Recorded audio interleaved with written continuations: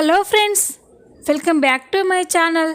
రాజేశ్వరి గదిలో దొరికిన డైరీ ద్వారా పల్లవి భరత్ల గురించి గుండె పగిలే నిజం తెలుసుకొని పల్లవికి చుక్కలు చూపిస్తున్న ప్రణతి. అసలు ఏం జరగబోతుంది తెలుసుకోవాలి అంటే ఈ వీడియోని ఎక్కడా స్కిప్ చేయకుండా చూసేయండి. ఇక వీడియోలోకి వెళ్ళినట్లయితే పల్లవి ఎలాగైనా అవని మీద పగ తీర్చుకోవడం కోసం తనకి ఇష్టం లేకపోయినా కూడా ఇంటికి వస్తుంది. అవని అక్షయ్లు మీనాక్షి దగ్గర నుండి ఇంటికి వచ్చేసరికే పల్లవి ఇంట్లో ఉంటుంది. అవని అక్షయ్ పల్లవిని చూసి ఒక్కసారిగా షాక్ అయిపోతారు. ఈ అవని పల్లవి ఎప్పుడొచ్చావు అని పలకరిస్తూ ఉంటే పల్లవి మాత్రం చిరాగ్గా మొహం పెట్టుకొని సైలెంట్గా చూస్తూ ఉంటుంది. అప్పుడే అక్కడికి పార్వతి వస్తుంది. ఇందాకే వచ్చామవని, కార్యం అయిపోయిన తర్వాత సంధ్యాకాలం దీపం పెట్టే వరకు ఆడపిల్ల ఆ ఇంట్లో ఉండడం మంచిది కాదు, అందుకే మన ఇంటికి తీసుకొచ్చాను అని అనగానే అవని మంచి పని చేశారు అత్తయ్య. ఇప్పుడు పల్లవి ఆ ఇంట్లో కంటే ఇక్కడ ఉండడమే మంచిది. అక్కడ ఉంటే పిన్ని జ్ఞాపకాలతో పల్లవి ప్రశాంతంగా ఉండలేదు, ఇక్కడైనా కాస్త ప్రశాంతంగా ఉంటుంది అని అవని చెప్తూ పల్లవి దగ్గరికి వెళ్ళి, పల్లవి నువ్వేమీ ఆలోచించకు, నీకు మేమంతా ఉన్నాము, పిన్ని లేకపోయినా నిన్ను మేమంతా ప్రేమగా చూసుకుంటాము అని అంటూ ఉంటే పల్లవికి చాలా కోపం వస్తుంది. ఏంటి చేసిందంతా చేసి ఇప్పుడు ఇలా ప్రేమని నటిస్తున్నారా అని అనగానే అవని అక్షయ్ పార్వతీలు షాక్ అయిపోయి చూస్తూ ఉంటారు. ఏంటి పల్లవి ఏమంటున్నావు నువ్వు అని అనగానే, అవును, నువ్వు మీ అమ్మ కలిసి మా మామ్ని చంపేశారు, మీ అమ్మ జీవితానికి మా మామ్ అడ్డొస్తుంది అని మా మామ్ని ప్లాన్ ప్రకారమే చంపేశారు. చూడండి, నేను అన్నీ మర్చిపోయాననుకుంటున్నారేమో, మా మామ్ చావుకి కారణమైన వాళ్ళెవ్వరిని వదిలిపెట్టను అని పల్లవి చెప్తూ ఉంటే అవని షాక్ అయిపోతుంది.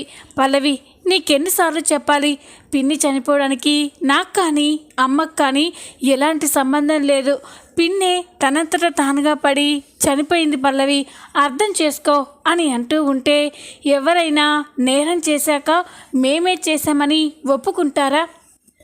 అయినా ఇందులో నుండి మీ అమ్మని తప్పించాలని ఎన్ని ప్రయత్నాలు చేస్తున్నావు కదా, చెయ్యి, నువ్వు ఏం చేసినా కూడా రేపు మీ అమ్మకి శిక్ష పడి తీరుతుంది అని పల్లవి చెప్పి కోపంగా అక్కడి నుండి వెళ్ళిపోతుంది. పల్లవి మాటలు విని అవని అక్షయ్ పార్వతీలు ఏం చేయాలో అర్థం కాక ఆలోచిస్తూ ఉంటారు. ఇక ఇదిలా ఉండగా మరో పక్క ప్రణతి అయితే ఇల్లంతా కూడా శుభ్రం చేస్తూ ఉంటుంది. అప్పుడే చక్రధర్ ప్రణతితో, అమ్మ ప్రణతి, మీ అత్తయ్య గది కూడా శుభ్రం చేయమ్మా, తను పోయినప్పటి నుండి తన గదిలోకి ఎవ్వరూ వెళ్ళనే లేదు అని అనగానే, అలాగే మామయ్య, అత్తయ్య గది కూడా శుభ్రం చేస్తాను అని ప్రణతి అయితే రాజేశ్వరి గదిలోకి వెళ్ళి శుభ్రం చేస్తూ ఉంటుంది. అక్కడ రాజేశ్వరి పల్లవి చక్రధర్లు కలిసిన్న ఫోటోని చూసి ప్రణతి అయితే చాలా ఎమోషనల్ అవుతుంది. అత్తయ్య, మీకు ఇలా జరుగుతుందని, మీరు మమ్మల్ని వదిలి ఇలా వెళ్ళిపోతారని అస్సలు అనుకోలేదు అత్తయ్య అని ప్రణతి కూడా చాలా బాధపడుతూ ఉంటుంది. అలా రాజేశ్వరి గదిని సర్దుతూ ఉంటే అప్పుడే ప్రణతికి అక్కడే ఒక డైరీ కనిపిస్తుంది. ఇదేంటి డైరీలా ఉందే అని ఓపెన్ చేసి చూడగానే అది రాజేశ్వరి డైరీ. అంటే అత్తయ్య గారికి డైరీ రాసే అలవాటు కూడా ఉందన్నమాట అని ఓపెన్ చేస్తూ ఉంటే ఇది అత్తయ్య గారి పర్సనల్ డైరీ అయి ఉంటుంది, నేను చదవడం కరెక్టేనా అని అనుకుంటూ, అయినా ఇప్పుడు అత్తయ్య గారు లేరు కదా అని చెప్పి ఇక ప్రణతి అయితే ఆ డైరీ చదువుతూ ఉంటుంది. అలా చదువుతూ ఉంటే అందులో ఒక విషయం చూసి ప్రణతి ఒక్కసారిగా షాక్ అయిపోతుంది. ఇన్ని రోజులు పల్లవి నా కన్న కూతురు అనుకున్నాను, కానీ పల్లవి నా కన్న కూతురు కాదు, ఆ మీనాక్షికి పుట్టిన కూతురు. భరత్ నా కన్న కొడుకు. భరత్ చనిపోతాడనే భయంతో ఈయన భరత్ని మీనాక్షి దగ్గరికి పల్లవిని నా దగ్గరికి చేర్చారు. ఇన్ని రోజులు పల్లవిని ప్రాణంగా పెంచుకున్నాను. ఇప్పుడు భరత్ నా కన్న కొడుకు అని, నా రక్తం పంచుకొని పుట్టిన కొడుకు అని తెలిసింది. ఎలాగైనా నేను ప్రాణంగా పెంచుకున్న నా కూతురు పల్లవిని, నవమాసాలు మోసి కన్నా నా కొడుకు భరత్ని ఎవ్వరిని వదులుకోలేను. ఇద్దరు నా బిడ్డలుగానే ఉండాలి. అలా ఉండాలి అంటే నేను భరత్ని మెల్లగా మీనాక్షికి దూరం చేసి నాకు దగ్గర చేసుకోవాలి. ఇప్పుడు అదే ప్రయత్నంలో ఉన్నాను అని రాజేశ్వరి రాసుకున్న విషయం చూసి ప్రణతి ఒక్కసారిగా షాక్ అయిపోతుంది. ఇదేంటి అంటే పల్లవి వదిన మీనాక్షి అత్తయ్యకి పుట్టిన కూతుర, భరత్ రాజేశ్వరి అత్తయ్య కన్న కొడుక. అందుకేనా రాజేశ్వరి అత్తయ్య ఉన్నట్టుండి భరత్ పైన అంత ప్రేమను పెంచుకుంది. భరత్ తన కన్న కొడుకు అని తెలిసిన, పల్లవి మీనాక్షి అత్తయ్య కన్న కూతురు అని తెలిసినా కూడా రాజేశ్వరి అత్తయ్య స్వార్థంగా ఆలోచించి భరత్ పల్లవి తన బిడ్డలుగానే ఉండాలని, తన దగ్గరే ఉండాలని స్వార్థంగా ఆలోచించిందన్నమాట అని ఇక రాజేశ్వరి డైరీ చూసి ప్రణతి మొత్తం విషయం తెలుసుకుంటుంది. ఇక అప్పుడే చక్రధర్ అక్కడికి వస్తాడు. చక్రధర్ అక్కడికి వచ్చేసరికి ప్రణతి సీరియస్గా డైరీ చదువుతూ ఉంటుంది. అప్పుడే చక్రధర్, ఏంటమ్మా ప్రణతి, ఏంటది అని అనగానే, మామయ్య ఏంటిది ఒకసారి చూడండి అని అనగానే ఇక చక్రధర్ ఆ డైరీలో ఉన్న మ్యాటర్ చూసి ఒక్కసారిగా షాక్ అయిపోతారు. ఇక ప్రణతి చక్రధర్ని అడుగుతూ ఉంటుంది, ఏంటి మావయ్య, నేను చదివింది నిజమేనా? ఇది రాజేశ్వరి అత్తయ్య డైరీ చదువుతూ ఉంటే నాకు ఈ విషయం తెలిసింది. నిజం చెప్పండి, భరత్ రాజేశ్వరి అత్తయ్య కన్న కొడుక, పల్లవి మీనాక్షి అత్తయ్య కన్న కూతురా? చెప్పండి మావయ్య అని అడగగానే ఇక చక్రధర్, అవునమ్మా, రాజేశ్వరి తన డైరీలో రాసుకున్న విషయం నిజమే. భరత్ రాజేశ్వరి కన్న కొడుకు, పల్లవి మీనాక్షి రక్తం పంచుకొని పుట్టిన బిడ్డ అని చెప్పగానే ప్రణతి ఒక్కసారిగా షాక్ అయిపోతుంది. ఏంటి మామయ్య, నమ్మలేకపోతున్నాను అని అంటూ ఉంటే, నమ్మలేకపోయినా ఇదే నిజమమ్మా. 25 సంవత్సరాల క్రితం రాజేశ్వరిని కాపాడుకోవడం కోసం మీనాక్షికి పుట్టిన ఆరోగ్యకరమైన పల్లవిని రాజేశ్వరికి దగ్గర చేశాను. హార్ట్ ప్రాబ్లంతో పుట్టిన భరత్ని మీనాక్షికి దగ్గర చేశానమ్మా. అది ఇన్ని రోజుల తర్వాత బయట పెట్టాల్సి వచ్చింది అని చెప్పగానే ప్రణతి షాక్ అయిపోతుంది. మామయ్య, ఈ విషయం ఎవరెవరికి తెలుసు అని అనగానే, నాకు, అవనికి, అక్షయ్కి, రాజేశ్వరికి వీళ్ళకే తెలుసమ్మా. ఇప్పుడే ఈ విషయం నీకు తెలిసింది అని చెప్పగానే ఇక ప్రణతి అయితే ఆలోచిస్తూ ఉంటుంది. ఇప్పుడు ఏం చేయాలో అర్థం కావట్లేదు మామయ్య. పల్లవి మీనాక్షి అత్తయ్య అంటేనే పగతో కోపంతో రగిలిపోతుంది. అలాంటిది పల్లవి వదిన మీనాక్షి అత్తయ్యని తన తల్లిగా ఎలా ఒప్పుకుంటుంది? తను ప్రాణంగా చూసుకుంటున్న మీనాక్షి అత్తయ్య తన కన్న తల్లి కాదు అని తెలిస్తే భరత్ ఏమైపోతాడు? ఏం చేయాలో అర్థం కావట్లేదు మామయ్య అని అనగానే, చూడమ్మా, ఏం చేసైనా సరే పల్లవిని మీనాక్షికి దగ్గర చేయాలి. భరత్ని అన్నిటికీ సిద్ధంగా ఉండేలా చేయాలి. పల్లవి ఖచ్చితంగా ఇక్కడికి వస్తుంది. ఇక్కడే ఉండిపోతానని, తన భర్తకి దూరంగా ఉంటానని చెప్తుంది. అలా ఉండకూడదమ్మా. నా కూతురు తన అత్తవారింట్లో సంతోషంగా తన భర్తతో కలిసి ఉండాలి. అలా ఉండాలి అంటే నువ్వే కాస్త స్ట్రాంగ్గా ఉండాలమ్మా అని అనగానే ప్రణతి కూడా ఆలోచిస్తుంది.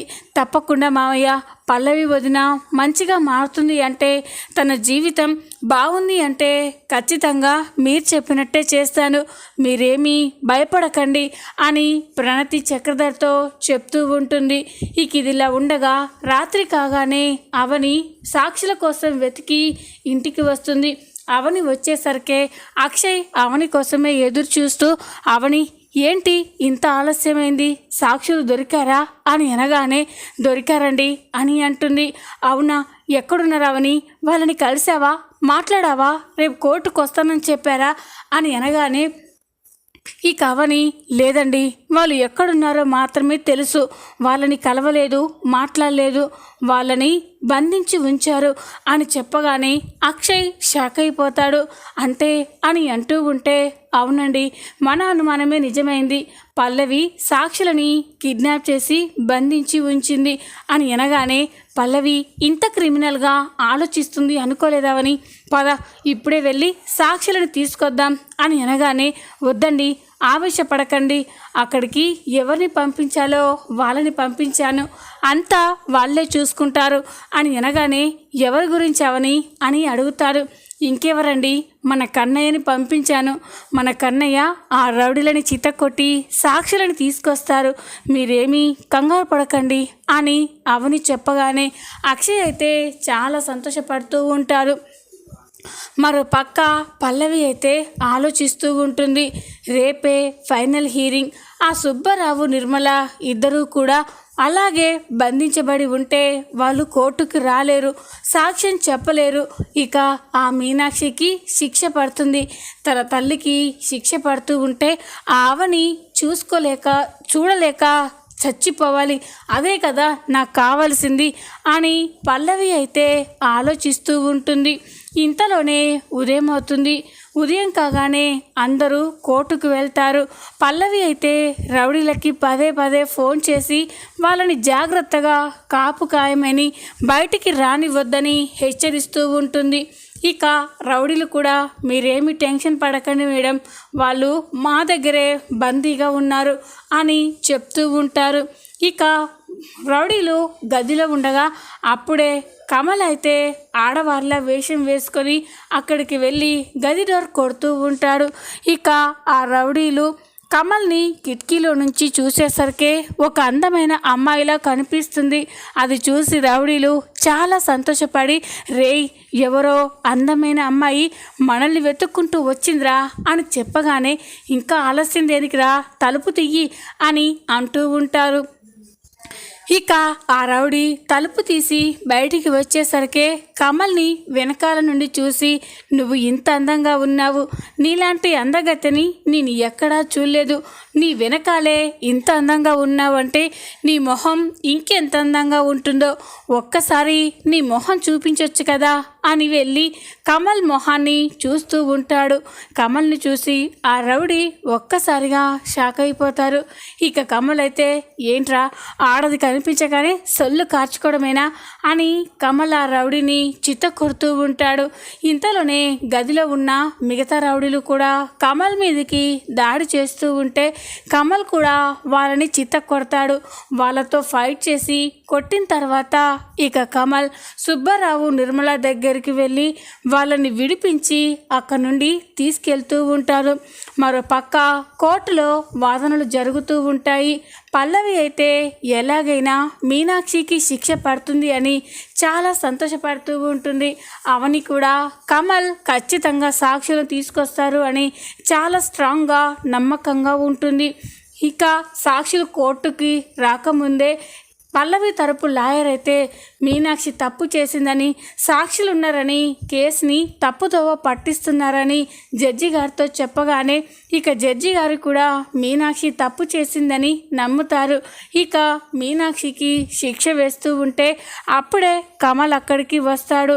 ఒక్క నిమిషం యువర్ ఆనర్ అని అనగానే అందరూ కమల్ వైపు చూస్తూ ఉంటారు. కమల్ అక్కడికి రావడం చూసి అందరూ ఒక్కసారిగా షాక్ అయిపోతారు. కమల్ ఆ సాక్షులను తీసుకురావడం చూసి పల్లవి అయితే షాక్ అయిపోతుంది. ఇదేంటి, వీళ్ళని ఎలా తీసుకొచ్చారు, అంటే ఈ దొంగ రాస్కెల్స్ ఏం చేశారు అని పల్లవి అయితే షాక్ అయిపోయి చూస్తూ ఉంటుంది. ఇక జడ్జి గారు చెప్పండి అని అనగానే, యువర్ ఆనర్, ఇదిగోండి వీళ్ళే ఆ సాక్షులు, ఆ రోజు మా రాజేశ్వరి అత్తయ్య చనిపోయింది కళ్ళారా చూసిన వాళ్ళు వీళ్ళే అని అనగానే ఇక జడ్జి గారు వాళ్ళని ప్రశ్నిస్తూ ఉంటారు. ఇక సుబ్బారావు, నిర్మల ఇద్దరూ కూడా ఆ రోజు జరిగిన విషయం మొత్తం కూడా కోర్టులో అందరి ముందు చెప్తారు. రాజేశ్వరి మీనాక్షి గారిని చంపబోయిందని అవని వచ్చి రాజేశ్వరిని పక్కకి తోయగానే రాజేశ్వరి గారు బ్యాలెన్స్ చేసుకున్నారు. మళ్ళీ మీనాక్షి గారి మీదకి ఆవేశంగా వస్తూ ఉంటే ఒక్కసారిగా కాలు స్లిప్పి పడిపోయారు జడ్జి గారు. అంతేకాని మీనాక్షి గారు రాజేశ్వరి గారిని చంపలేదు, అది మీ కళ్ళారా చూసాము అని చెప్పగానే ఇక పల్లవి అయితే ఒక్కసారిగా షాక్ అయిపోతుంది. అవని, కమల్, శ్రీకర్, అక్షయ్ అందరూ కూడా చాలా సంతోషపడుతూ ఉంటారు. సాక్షి టైంకి వచ్చి సాక్ష్యం చెప్పేసరికి మీనాక్షి ఏ తప్పు చేయలేదు అని కోర్టు నిర్దోషిగా మీనాక్షిని విడుదల చేస్తుంది. అది చూసి ఇక పల్లవి అయితే కోపంతో రగిలిపోతూ ఉంటుంది. ఇక మీనాక్షిని ఇంటికి తీసుకొస్తారు. పల్లవి అయితే మీనాక్షి ఇంటికి రావడం చూసి అస్సలు తట్టుకోలేక కోపంతో రగిలిపోతూ ఉంటుంది. మీనాక్షి ఇంట్లోకి వస్తూ ఉంటే అప్పుడే అవని మీనాక్షికి దిష్టి తీస్తూ ఉంటుంది. ఇంతలోనే పల్లవి కోపంగా అక్కడికి వెళ్ళి ఆ హారతి పళ్ళాన్ని పక్కకి తోసేస్తుంది. మీ అమ్మ ఏ ఘనకార్యం చేసి వచ్చిందని తనకి దిష్టి తీస్తున్నావు? ఒక హత్య చేసి కోర్టు కళ్ళు కప్పి నిర్దోషిగా బయటికి వచ్చింది. అలాంటి తల్లికి దిష్టి తీయడానికి నీకు సిగ్గుగా లేదా అని పల్లవి నోటికొచ్చినట్టు మాట్లాడుతూ ఉంటే ఈ కవనికి చాలా కోపం వస్తుంది. పల్లవి, ఏం మాట్లాడుతున్నావు నువ్వు? మా అమ్మ ఏ తప్పు చేయలేదని మేమంతా నమ్ముతున్నాము, కోర్టు కూడా నమ్మింది. నువ్వెందుకు ఇంకా మా అమ్మని నన్ను అపార్థం చేసుకుంటున్నావు అని అంటూ ఉంటే, చూడు మీ అమ్మ నీ వల్లే మా అమ్మ చనిపోయింది అని ఇక పల్లవి అంటూ ఉంటే అందరూ షాక్ అయిపోయి చూస్తూ ఉంటారు. మా అమ్మ ప్రాణాలను తీసిన మీ అమ్మని నేను ఎలా బ్రతకనిస్తాననుకున్నావు? ఏదో ఒకరోజు నేనే నా చేతులతో మీ అమ్మని చంపేస్తాను అని పల్లవి చెప్తూ ఉంటే అప్పుడే కమల్ అక్కడికి వచ్చి పల్లవి చెంప పగలగొడతాడు. ఏం మాట్లాడుతున్నావు? ఇంకా ఇంత జరిగినా నీకు సిగ్గు అనిపించడం లేదా అని అంటూ ఉంటే ఇక పల్లవి, నువ్వు ఎన్నైనా చెప్పు బావా, నన్ను కొట్టు, తిట్టు, చంపు, అంతేకాని ఈ మీనాక్షి ఇక్కడ ఉండడం నాకు ఇష్టం లేదు. ఈ మీనాక్షి ఈ ఇంట్లో ఉంటే నేను ఒక్క క్షణం కూడా ఇక్కడ ఉండలేను అని పల్లవి చెప్పగానే ఇక కమల్, అయితే వెళ్ళిపో, మీనాక్షి అత్తయ్య ఇక్కడే ఉంటారు. మీనాక్షి అత్తయ్యకి ఇప్పుడు ఆరోగ్యం కూడా బాగోలేదు, ఎక్కడికి వెళ్తారు? మీనాక్షి అత్తయ్య ఇక్కడే ఉంటారు, కావాలంటే నీకంతగా నచ్చకపోతే నువ్వే వెళ్ళిపో అని అనగానే పల్లవికి చాలా కోపం వస్తుంది. అవని అందరూ కూడా కమల్ని ఎంత ఆపుతున్నా కూడా కమల్ ఆవేశంగా పల్లవితో గొడవ పెట్టుకుంటూ ఉంటాడు. ఇక అక్కడ అంత అవమానం జరిగేసరికి పల్లవి తట్టుకోలేక తన లగేజ్ సర్దుకొని, సరే ఈ మీనాక్షి నాకంటే మీ అందరికీ ఈ మీనాక్షి ఎక్కువైపోయింది, నా విలువ తెలిసిన రోజే మళ్ళీ నేను ఇంటికి వస్తాను, అప్పటి వరకు ఈ గడప కూడా తొక్కను అని పల్లవి అయితే లగేజ్ సర్దుకొని ఇంట్లో నుండి వెళ్ళిపోతుంది. అవని, పార్వతి అందరూ ఎంత ఆపినా కూడా పల్లవి వినిపించుకోకుండా అలాగే తన రాజేశ్వరి ఇంటికి వెళ్తుంది. పల్లవి లగేజ్తో గుమ్మం దగ్గరికి వచ్చి కాలింగ్ బెల్ కొట్టగానే ప్రణతి అయితే డోర్ ఓపెన్ చేస్తుంది. డోర్ ఓపెన్ చేసేసరికి పల్లవి లగేజ్తో సహా అక్కడికి వస్తుంది. అది చూసి ప్రణతి ఒక్కసారిగా షాక్ అయిపోతుంది. పల్లవి వదిన, ఏంటి లగేజ్తో సహా వచ్చావు అని అంటూ ఉంటే, ఏంటి నువ్వు నన్ను క్వశ్చన్ చేస్తున్నావు? ఇదేదో నీ సొంత అత్తవారిల్లైనట్టు, ఇది నా ఇల్లు, నా ఇంటికి నేను ఎప్పుడైనా వస్తాను, ఎన్ని రోజులైనా ఉంటాను, అది చెప్పడానికి నువ్వెవరు అని అనగానే ఇక ప్రణతికి చాలా కోపం వస్తుంది. ఇక మనసులో, అంటే పల్లవి అక్కడేదో గొడవ పెట్టుకొని ఇక్కడికి వచ్చింది, నేను ఇలాగే పల్లవిని ఇంట్లోకి రానిస్తే పల్లవి ఇక్కడే శాశ్వతంగా ఉండిపోతుంది, అలా ఉండిపోతే చక్రధర్ మామయ్య, అవని వదిన, రాజేశ్వరి అత్తయ్య ఆత్మ అంతా బాధపడతారు. అలా జరగకూడదు అంటే పల్లవి వదిన ఇక్కడ ఉండకూడదు, నేనే ఏదో ఒకటి చేసి పల్లవి వదినని ఇక్కడ నుండి పంపించేయాలి అని ప్రణతి ఆలోచిస్తూ ఉంటుంది. అప్పుడే పల్లవి, ఇంకా ఆలోచిస్తావేంటి, అడ్డు తప్పుకో అని లోపలికి వస్తూ ఉంటే, ఎక్కడికి వచ్చేది, ఇదేమీ నీ అత్తవారిల్లు కాదు, నీ పుట్టినిల్లు, నీ అత్తవారిల్లు మా కమల్ అన్నయ్య ఉన్న ఇల్లు, అక్కడికే వెళ్ళాలి, నువ్వు ఇక్కడికి రావడానికి వీల్లేదు అని అనగానే పల్లవి ఒక్కసారిగా షాక్ అయిపోతుంది. ఏం మాట్లాడుతున్నావు, నీకే హక్కుందని నన్ను ఇంటికి రావద్దని చెప్తున్నావు అని అంటూ ఉంటే, చూడు పల్లవి, రాజేశ్వరి అత్తయ్య అంటే మీ అమ్మగారు నన్ను భరత్ని ఈ ఇంటికి తీసుకొచ్చాక ఈ ఇల్లు మాది అని, భరత్ తన కొడుకు లాంటివాడని, నేను తన కోడలు లాంటి దానని చెప్పింది. అంటే ఈ ఇల్లుపై నాకు హక్కులున్నాయి. ఇంకా చెప్పాలంటే నీకంటే ఈ ఇంటిపైన సర్వ హక్కులు ఈ ఇంటి కోడలుగా నాకే ఉన్నాయి. మర్యాదగా చెప్తున్నాను. ఏదో పండగలకో ఫంక్షన్కో నువ్వు ఇక్కడికి రావచ్చు, కాదనను. కానీ చీటికి మాటికి భర్తతో అత్తవారింటితో గొడవ పెట్టుకొని ఇక్కడికి వస్తానంటే మాత్రం నేను చూస్తూ ఊరుకోను. నువ్వు అలా వస్తే ఈ ఇంటికి ఎంత చెడ్డపేరో ఆలోచించావా? మర్యాదగా ఎలా వచ్చావో అలాగే తిరిగి మీ ఇంటికి వెళ్ళు అని అనగానే పల్లవి ఒక్కసారిగా షాక్ అయిపోతుంది. ఎంత ధైర్యం నీకు, నన్నే అంత మాట అంటావా అని ప్రణతి పైకి చెయ్యెత్తగానే ప్రణతి ఆ చెయ్యిని పట్టుకొని, చూడు పల్లవి, కొట్టడం నీకే కాదు నాకు తెలుసు. నేను గౌరవం ఇచ్చి మాట్లాడుతున్నాను. మర్యాదగా ఇక్కడి నుండి వెళ్ళిపోతే నీకే మంచిది. లేకపోతే నేను చెప్పాను కదా, ఆ పండక్కో ఫంక్షన్కో అలాంటి అప్పుడు కూడా నువ్వు ఇక్కడికి రాకుండా చేస్తాను అని ప్రణతి చెప్పేసరికే పల్లవి షాక్ అయిపోయి చూస్తూ ఉంటుంది. చూద్దాం రాబోయే ఎపిసోడ్లో ఏం జరగబోతుందో. ఈ వీడియో మీకు నచ్చినట్లయితే లైక్ చేయండి, సబ్స్క్రైబ్ చేసుకోండి. Thanks for watching.